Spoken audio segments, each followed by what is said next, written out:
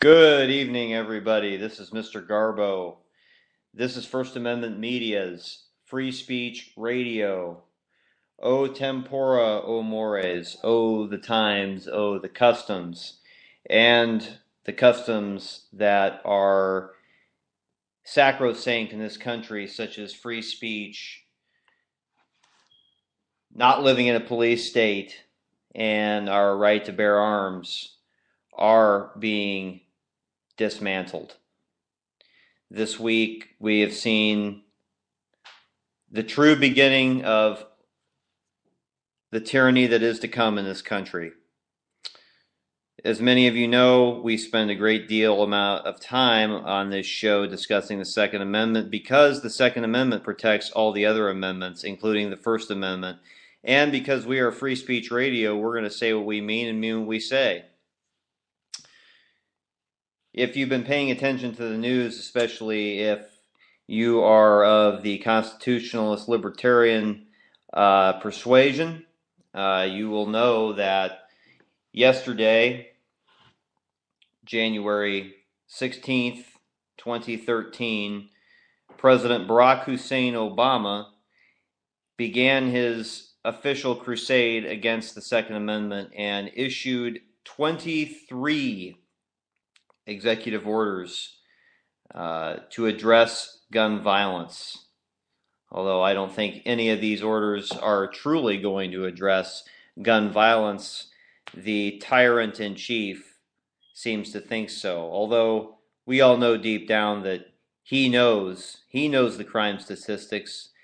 Politicians have millions and millions of dollars worth of criminological research, statistic, and evidence at their fingertips and at their disposal at all times. And they know that 99.7% of lawful gun owners don't commit crimes with their weapons. They know that citizens who possess concealed weapons permits, licenses to carry, are amongst the most law-abiding citizens in society, the most non-violent citizens in society. They know this. Yet they also know that the best way to control populations is through gun control. Tyrants across the globe, spanning millennia, have controlled arms. Before there were guns, they controlled swords and other types of weapons. Now, of course, they control arms in civilian hands. If you've looked at firstamendmentmedia.tumblr.com, our website, today you'll notice I posted a video, a documentary. It's on YouTube, free to watch. Wonderful documentary called The History of Gun Control. And this documentary focuses upon the menacing effects of gun control on societies throughout history. And it's a graphic video. It details all sorts of atrocities that came out of gun control. For example, the Holocaust, the Jewish Holocaust, the Armenian Holocaust, the genocide in Uganda by dictator Amin. Also, the persecution of black and Americans and Indians, American Indians in this country, totally disarmed. It's a great documentary. I certainly encourage you to watch it. Whether you agree with us or not, it is a learning experience. Hopefully, if you don't agree, you're keeping an open mind and you are willing to watch the video. Again, called The History of Gun Control. And I encourage you to watch it. As I said earlier, our dictator-in-chief, Barack Obama, issued 23 executive orders to reduce gun violence. And initially, as we reported on both firstamendmentmedia.com and also on my personal website. That's mrgarbo.wordpress.com. mistergarbo.wordpress.com. Initially, we thought it was going to be 19 orders, but he snuck 4 additional executive orders into the fray. And I'm going to review those orders here in our initial segment. Order number 1.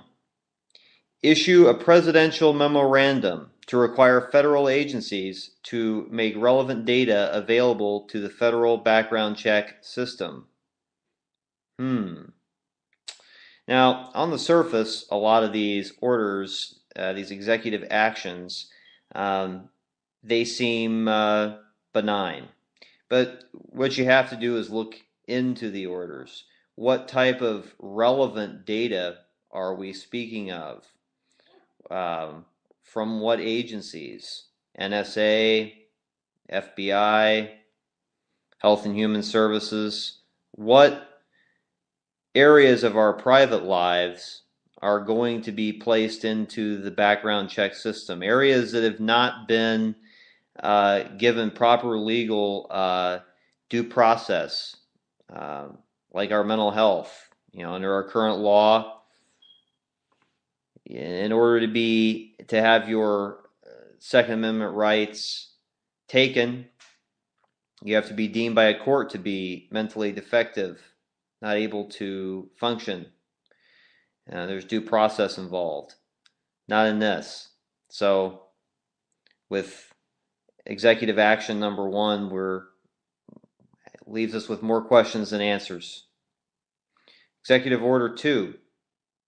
Address unnecessary legal barriers, particularly relating to the Health Insurance Portability and Accountability Act, HIPAA, that may prevent states from making information available to the background check system. Yes, let's violate all patient privacy. Every private bit of minutia that you tell your doctor could be given to the federal government. Your HIPAA is not going to apply. They're going to remove the legal barriers. Let it all hang out. You can't have a private conversation with your doctor. Nope, not if you're a gun owner. Not unless you want to be demonized. Executive Order 3. Improve incentives for states to share information with the background check system. Incentives, that means dollars. Bribery. Tyranny.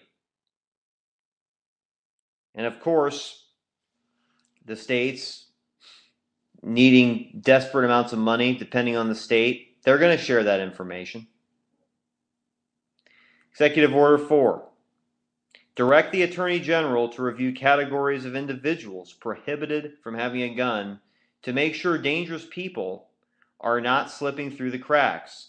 This one is absolutely tyrannical. Direct the Attorney General, a known criminal and gun trafficker responsible for countless numbers of Mexican deaths and a Border Patrol agent's death. This is who is going to be reviewing categories of individuals prohibited from having a gun. So what does that mean? Who's prohibited? That's a decision of Congress. Congress makes that decision. If they're going to make that decision, that's Congress's decision. Not the Attorney General's, not the ATF, Congress. That's how we do things in this country. We legislate, not dictate.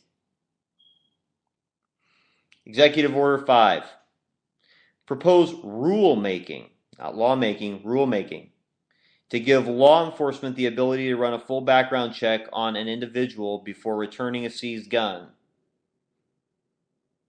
Sounds like an order.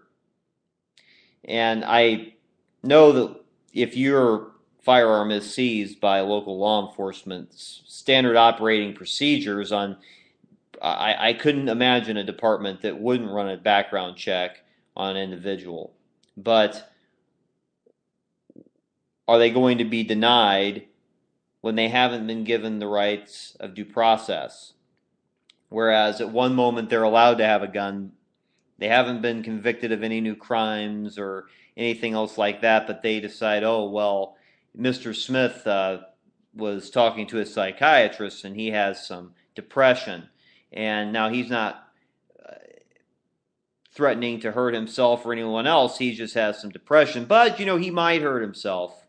Better not give him his gun back that he purchased legally. The laws enacted by Congress said he could have this gun because he's not been ruled by any court to be mentally defective. But no, we think he's a danger. Even though he's never demonstrated that, we think he's a danger. Executive Order 6.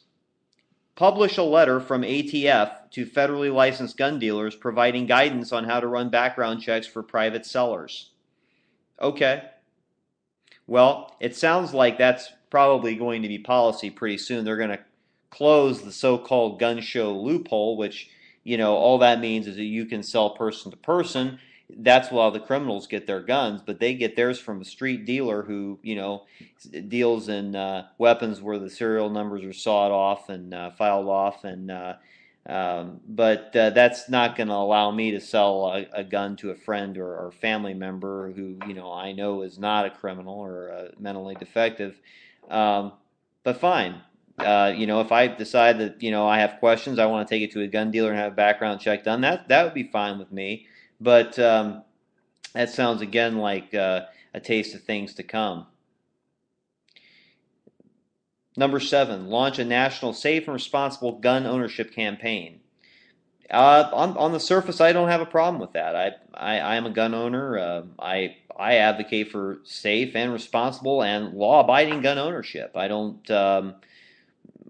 would never condone unsafe firearm practices. I practice gun safety. Gun safety is number one. However, I could certainly see a national program demonizing gun owners and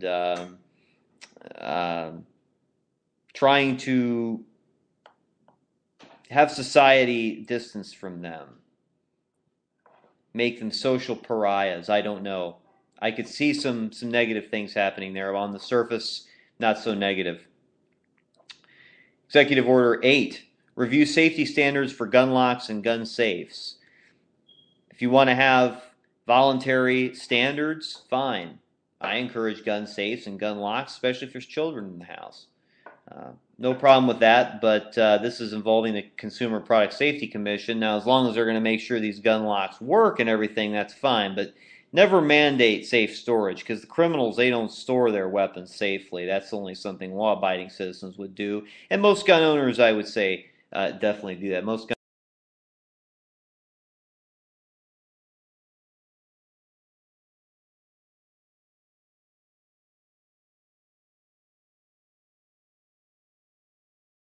Executive Order 9. Issue a presidential memorandum to require federal law enforcement to trace guns recovered in criminal investigations. I think they do that already. But possibly, I'm not for sure on the specifics of that order, but it sounds like maybe the federal government's going to be getting involved in local law enforcement investigations, which, that's certainly a breach of their authority. They have no business in local affairs. In fact, there's way too much federal law enforcement in this country. I think, our framers probably had the intent that the federal government would stay pretty small and let criminal investigation and prosecution happen on the local level. Not to say that criminal investigation and prosecution shouldn't happen.